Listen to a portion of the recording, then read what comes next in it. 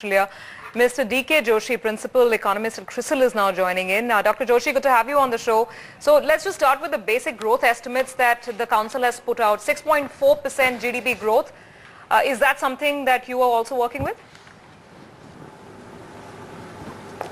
We have a slightly lower estimate of 6%. Actually, our earlier estimate was 6.4%, which we revised down to 6% earlier this month. So we expect a slightly moderate growth. I think the agriculture growth that we expect is around 3.5%, which the PMAC also is saying. And I think the difference is on account of higher growth in services, which the Prime Minister's Economic Council is talking about. I think they're mentioning something like 7.7% growth, if I remember correctly. So I think, so broadly, I think overall growth, a couple of basis points here and there doesn't matter. I think what's critical is that most of the forecasts are talking about a mild recovery in 2013-14. That definitely is the headline that, as you mentioned, there's the fact that all those estimates is indicating a mild recovery and no major aggressive up moves, what can actually be expected going forward in this next fiscal itself. But let's talk about the inflation figure at 6% itself. What do you make of that in terms of estimates going forward? Would that be realistic? Well, I would presume so. I think our own estimate is 6.3%, and I think the reason why inflation is coming down, I think there are a couple of factors. One, from the demand side, there has been a very significant demand destruction in 12-13. The private consumption growth in the economy almost halved, I mean, to 4%. So I think demand slow means the pricing power is low. So that's getting reflected in the core inflation, which has come down sharper than expected.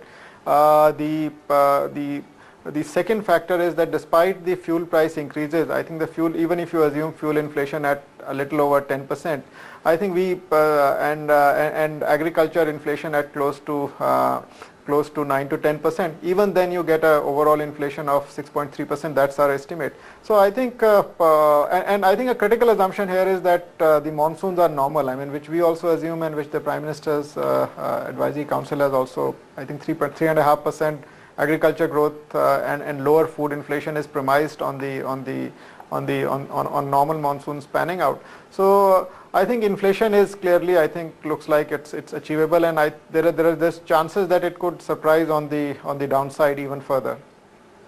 Dr. Joshi, because commodities and crude prices are also coming down, which have been. Sure, please carry on. No, I was saying that what has also happened recently is that the commodity and crude prices have come down, and I think as we know, I think we import a lot of crude, and we are very vulnerable both fiscally as well as from the inflation, on the inflation front, on what happens to global crude prices. So that also comes as a good news on the inflation front. So overall, I think inflation will head down. What was your thought on the kind of numbers put out, the assessment for inflows this year? Pretty impressive, I mean, on the FDI side, and I think the portfolio inflow number estimate was around 18 billion. I'm surprised how they've come up with that, because that's critical to then look at the current account deficit estimate. Yeah, I think our CRISIL's current account deficit estimate is at 4.5% of GDP, and I think what Mr. Rangarajan was talking of, if I remember correctly, was I think 4.7%. I think of GDP. I think what that means is you need a net inflow of something like close to $90 billion, a couple of billion here and there, to fund that. And for that, I think one is banking on capital inflows to remain robust. I think we have opened up the debt limits further, so I think that should bring in debt inflows. And unless I think there is an untoward incident somewhere in Europe, or the risk because of which the risk appetite suffers and there is a outflow of capital, we should be able to fund the current account deficit. If you see, 2012-13 was a very bad year in terms of growth, etc. But still, I think we managed a very significant inflow of capital into the country, and such a high current account deficit was financed. I think a somewhat similar situation is being envisaged for the next year also, but yeah, you remain vulnerable. I think if the capital inflows dry up for whatever reason, I think then the currency will be exposed to huge volatility, because there's very little support. So then you're saying that the 4.7% number on CAD, that's achievable? Yeah, I think so, because I think two major, at least in the short run, two major drivers of current account deficit from the import side, which is the oil and as well as the commodities, particularly gold. I think their prices have come down, and I think that should have a sobering impact on our imports, and exports have already are already beginning to lift. I mean, so overall, I think we believe that even 4.5 is achievable in 13-14. That's our estimate. So Mr. Joshi, the important part here which markets seem to be tracking along with the macros there is what can we actually expect on May 3rd and what the RBI is going to do next from here? What are your expectations in terms of the RBI strategy?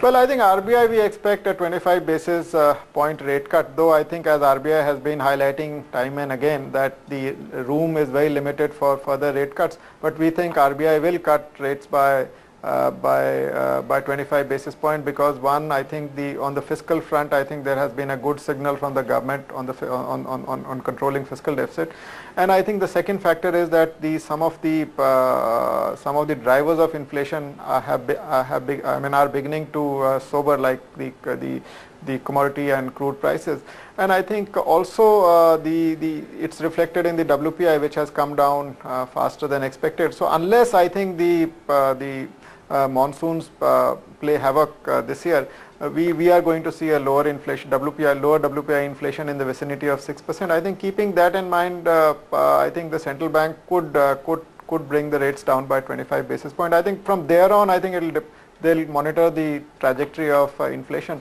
I think one of the big discomforting factors is that the consumer inflation is still not under control. It's still quite high. But from the wholesale price index inflation, which is the headline measure of inflation for us, I think the inflation seems to be sobering, and I think that will propel another rate cut. Now, I think the more critical part is that not whether RBI cuts rate or not, but when will it translate into lower lending rates. I think what we have seen in the last couple of months is that despite rate cuts, the lending rates haven't come down. And I think that we believe that the transmission will start, I think, particularly from the second quarter. So we should see the impact of rate cuts done previously and expected now to bring lending rates down a little bit. So Joshi, let's just hold that thought. Let me also get in Abhijit Neogi, who tracks that space very closely from Delhi itself. Abhijit. Yes, Mr. Joshi, one simple question for you. We know that crude and gold are the pain points as far as the imports are concerned. Add to that now is the surge in imports of coal. Now, what gives Dr. Rangarajan and most of these policymakers the comfort of actually projecting a lower CAD? Because, I want to know your outlook basically for this calendar, maybe for both crude, gold and even coal imports, because the commodity softening that's happened, a lot of people are saying that this could be a temporary blip on the radar. How do you see this? Do you see this as a sustained decline? If that happens, perhaps there is some pressure off the CAD. So what's your outlook for both crude, gold and even coal imports? Yeah, crude we expect, I think, to settle at $5 below last year's, which is in 13-14 the crude will be at, I think, close to 105. I think that is our estimate, which is around $5 less than what it was in the previous year. The second, I think, factor to be noted is that because I think there has been some pass-through of global crude prices into the domestic economy, that should have some softening impact on the consumption of oil. I think so that will also have reduce a little bit, if not too much, the oil import bill. Then second, I think factor on the gold side, it's very hard to predict, as you rightly said, but we I mean, in our calculations we assume that the gold will settle at the current levels, the current prices for the whole year.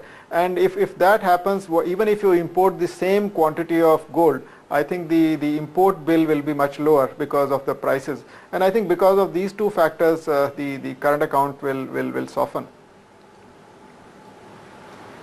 And our estimate is CAD is 4.5% of GDP.